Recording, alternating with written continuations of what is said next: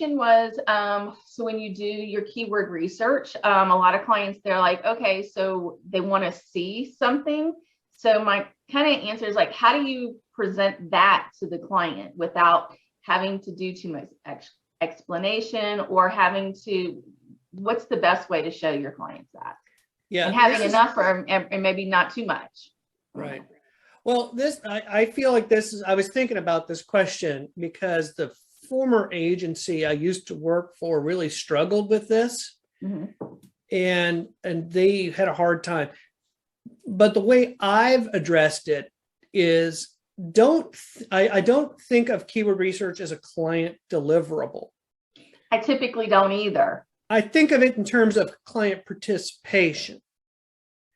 Okay. And that really helps to say, okay, client, there's not a deliverable from this, but I want you to check my work for me. And so I will give them a list of keywords with numbers, with search volume numbers or Google Trend numbers, whatever quantification I'm able to use, so they can see that here are some of the options and whether or not there are people searching for them. Okay. And then I will ask them, did I miss anything? Or am I misunderstanding anything? And the misunderstanding is the most important part of that question, because then it's like, we have one client, and in the keyword research, we realized that they want to look for emergency services on what they have to offer. Okay, like let's say they're a dentist and they offer emergency services. Well, there's a lot of people searching for emergency services, but not all dentists offer emergency services.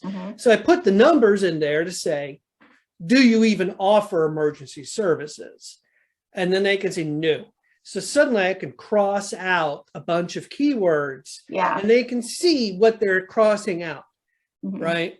But I want them to see all the keywords with zero volume too. Okay. That way they can see that this whole key, because what we don't want to do is get in the keyword game of, well, what about this keyword? What about that keyword? And we can kind of look at the list and they say, well, what about this? And we can probably find something similar under the zero keywords and say, this isn't exactly your word, but you can see a variation on that is zero searches. So there probably aren't, that's not how you can say it this way. It's not how your customers are looking for you. Right. It might be accurate. It might be the most accurate way to describe your product or service, but it's not how your customers look for you. And so that's really valuable to quash the keyword game, because they see all the zeros. Okay. And all the zeros help them say, oh yeah, I'm thinking about it different from my customer, but meanwhile, my customers are all looking for this. Well, and that's one thing. This one has, client has a keyword that is like a more industry specific. You're not going to look for that keyword unless you know that specific technical name. And most people first looking for the service aren't going to have a clue that name. So, so that's kind of okay. Show them that, because I put that in and was doing some numbers with that. So, and Google Trends was really helpful when I was like showing several of the different ones as far as which ones had the most, like you could see one was way up here and the others were down here. And it's like, this is the one you really, has the most volume. So, okay. Yeah, exactly. That's really a great way to do it. And, or like, I prefer using the Google search ads keyword planner tool. I did that too. Yeah. It does give you a lot more than Google Trends will be able to give you. But either way, you want a quantification there, not only for your sanity, so that you're focusing on something that there's proven searches for. Not what you intuit might be a search. But there's data, and then the client, it helps them. The other thing I was going to say about this is, and I try to say this in the search process, but if a client has a local focus, be sure to use the word near me Okay. in the queries, because it might not have data for dentist in this small town, Okay. but we want to see whether people are searching for dentist near me, because that would include whatever small town that dentist serves, right? There might not be enough search volume for dentist in whatever small town this might happen to be. Okay. And so just because you don't see a geographical modifier for the town that you're trying to use, if you do see near me, you do know that that is a phrase that Google has associated with local searches. Okay. And so near me is kind of a magic word in the sense that they're not literally looking for the word near me on the page. Yeah. Google is smart enough to understand what near me means to the user. Okay.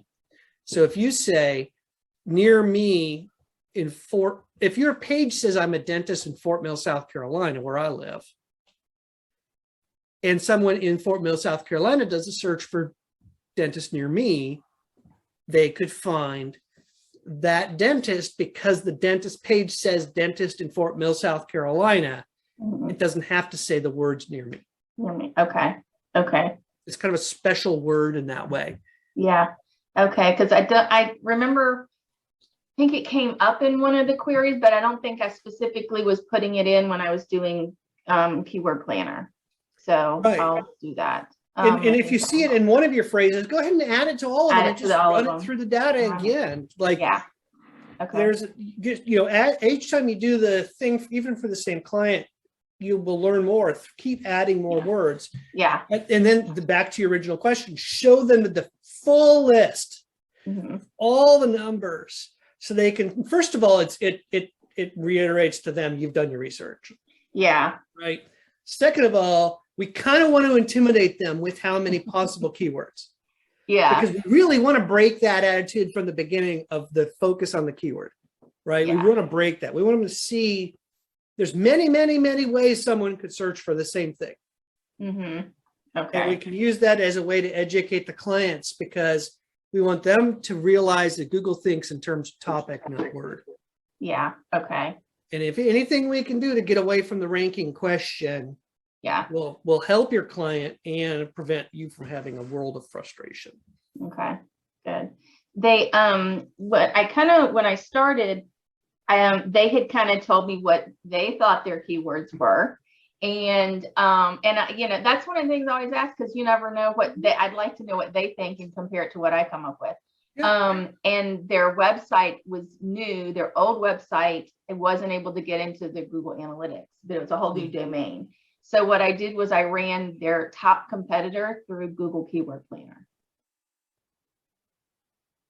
The URL. That's an interesting strategy. Yeah, but the interesting thing is that the keywords that were from their top competitor on there were things that I had on my list that I was probably going to use. So it kind of emphasized that those were, So you'll notice that in the keyword research process I wrote, I did not suggest you look at competitors for keywords. I know. I noticed when I did that, I was like, yeah, David doesn't have that in here. I was like, but I'm going to just do it to see. Yeah, I think it's not like it's a bad idea. Yeah. But what we don't know is, from that, you will know what keywords they think they want to go for. But we don't know whether they're doing a good job, whether they've done research, whether these keywords actually produce customers. Yes, exactly. Yeah. Right. We just know that that's what they think. So as a way of generating ideas, maybe it's not a bad idea, but we got to be careful about trying to compete with a competitor over something nobody's searching for. Yeah. Yeah. Or doesn't even convert. Like I had an example. One of my clients does industrial stacks for like paper plants. Really exciting space. And so the previous SEO company optimized them for stacks. Stacks? Just stacks? Stacks. And Okay, stacks of what? forget about that for a moment. What most people mean when they think of word stacks is those things that come off the back of a pickup truck that the high schoolers have these days that billows black smoke to show off. Maybe it's just me living in South Carolina. Okay. But, Now I see what you mean. you know, that's a stack. Okay. 9 times out of 10, when you ask someone looks for a stack, that's what they want. They don't want the kind of stacks our client produces.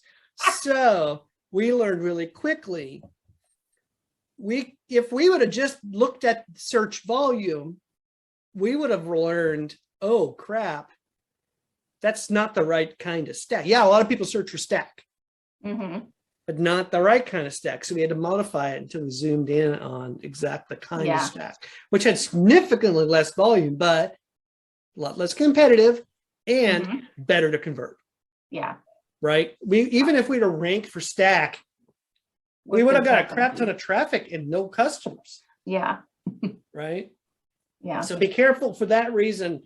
Be careful about only relying. Maybe use it as a piece of data. That's kind of what I did, because they also, I think their competitor has a few other things they do. So there are keywords that obviously mine doesn't even do, but some of their keywords were matched up with the different services that my client provided. So those were the ones I kind of looked at just to see and to get any idea of any other ways to word it that I hadn't thought of. So this, when you find a word that a client has that it doesn't make any sense, throwing it into Google and seeing what Google suggests as far as related searches. As you're typing it, see what auto suggest says. Yeah. Right. People also ask, these are really great things that really can give you all kinds of great ideas. Yeah. That's my next. I've got a client that I'm going to be doing some keyword research on next, and I got to figure out, it's very technical term, and I've got to figure out how people search for it in layman's terms. So maybe by next week I'll have more questions. Well, and I mean, that's worth talking about too, because it's kind of a different dimension of keyword research. And maybe, so it depends on who the customer is, right? If the customer's a layman, then we need to talk about it in layman's terms. Yeah, but these would be, if the customer's B2B and the customer isn't a layman, then the technical term might be the best one, even if it shows up at 0. Yes. Yeah. And this one is B2C. So I definitely need to. And right now they're using too technical of a term to reference it. So for sure. And honestly, sometimes I will sometimes you just make your best guess and you go back later and you see in Search Console what is bringing in traffic. Yeah. Because sometimes simply having any sort of focus is better than none, and you might surprise yourself as you learn. Yeah. So sometimes you just optimize for a guess and see what happens. And then come back and see. Especially if you get zeros back. Yeah. Because 0 doesn't mean nobody searches for it. It means it doesn't cross the threshold to have enough data for Google to tell you. Yeah. That still could be really valuable. Yeah. Okay.